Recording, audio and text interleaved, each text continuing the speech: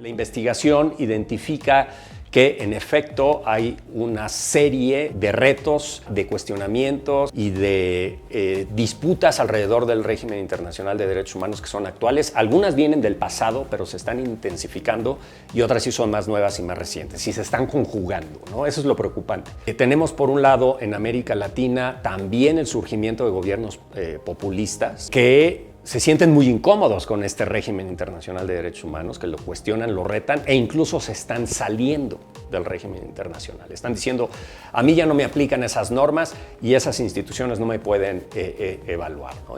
Los casos más extremos son Venezuela y Nicaragua. Pero más allá de eso, una amenaza muy fuerte es la regresión democrática en la región, que está asociada con el surgimiento de los gobiernos populistas, pero no solamente.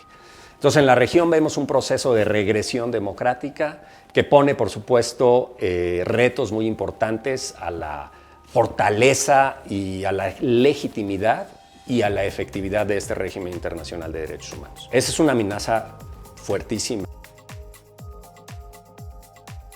Tenemos muchos gobiernos en América Latina que en los últimos años han desplegado discursos de negación con respecto a los problemas de derechos humanos en sus países y que además cuestionan explícitamente la legitimidad de los órganos internacionales de derechos humanos para criticarlos y para señalarlos.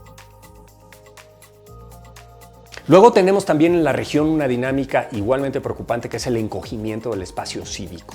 En la mayoría de los países de América Latina es cada vez más difícil para que la sociedad civil se organice y se movilice de manera efectiva.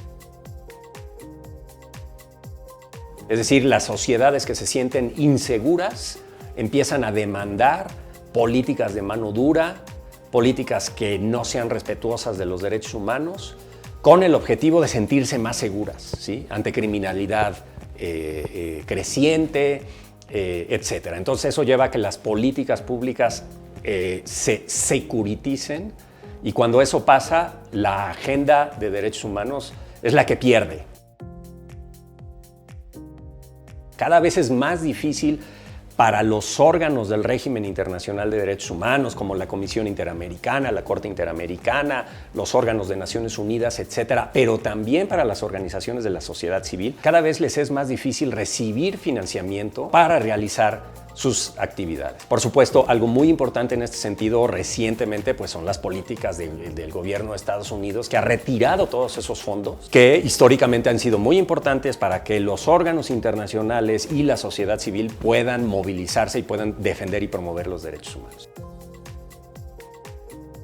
Estas redes transnacionales y liberales de corte muy conservador, que sobre todo se movilizan en contra de derechos de las mujeres y derechos de las comunidades LGBTI+, están cobrando mucha fuerza y están ocupando espacios que tradicionalmente ocupaban solo las redes transnacionales de derechos humanos tradicionales, es decir, las que promovían este tipo de agendas. Todas estas 6 dinámicas a las cuales he hecho referencia sí están significando un momento particularmente riesgoso y complicado para el régimen internacional de derechos humanos, para sus normas y para los órganos que existen para defender y promover el respeto de esas normas.